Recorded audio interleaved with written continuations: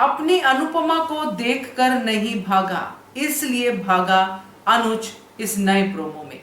नमस्कार दोस्तों, स्वागत है आपका आपके अपने चैनल हंग्री स्पिरिट्स में।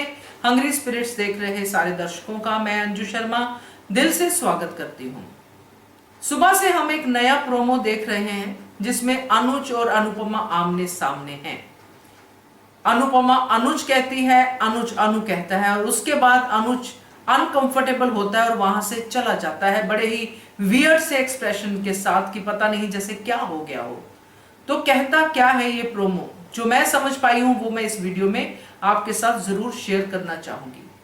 चलिए शुरू करते हैं बात, मगर पहले वही निवेदन, जिन्होंने अभी तक चैनल को सब्सक्राइब नहीं किया कर लीजिए। साथ में दोस्तों बेल आइकन दबाइएगा ताकि आपको हमारे वीडियोस के नोटिफिकेशन मिलते रहें।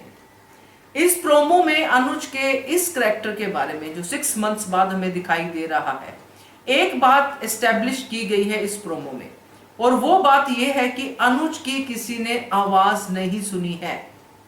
अगर कुछ सुना है उसके मुंह से तो वो बांसुरी की तान ही सुनी है। ये अपने आप में सिग्निफिकेंट है कि अनुज ने शायद खुद को भी नहीं सुना है इतने महीनों में। वो इतना साइलेंट हो गया है कि वो कुछ बोल ही नहीं पा रहा।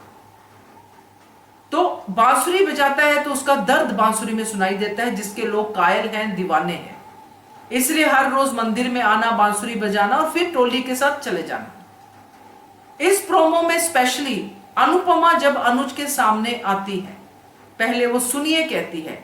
पहली आवाज खटाक से इस इंसान के दिमाग में जाती है, कानों में जाती है, जो उसने पहले से सुनी हुई है।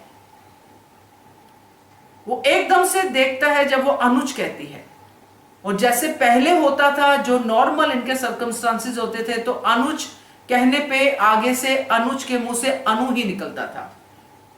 ऑटोमेटिकली उसके मुंह पे जुबान आई और उसने अनुज के बाद सीधा अनु ही कहा। उसने नहीं पहचाना अनुपमा को क्योंकि मेमोरी नहीं है। उसने अपने मुंह से अपनी ही आवाज सुनी, वो भी अनु कह रहा है। तो कौन है ये अनु? क्यों निकला उसके मुंह से अनु? ये बातें अनुज को खुद ही परेशान कर रही हैं, और उसका नाम अनुज है उसको खुद भी नहीं पता होगा। मुझे लगता है ना सिर्फ वो अनुपमा को बल्कि खुद को भी भूल चुका है।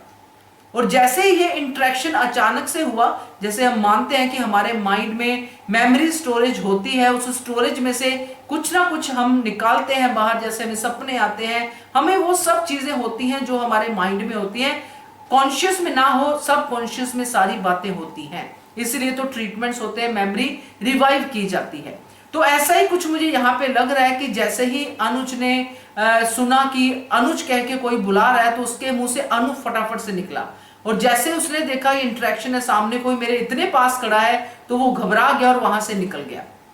इसका मतलब ये नहीं कि उसने अनुपमा को जानबूझ के नहीं पहचाना, क्योंकि काफी सारे लोग ये सोच रहे हैं कि उसने पहचाना नहीं, उसको हेलुसिनेशन हो रहे हैं। मुझे नहीं लगता, उसको कंप्लीट मेमोरी लॉस की बीमारी हुई है और उसकी वजह वो एक्सीडेंट है।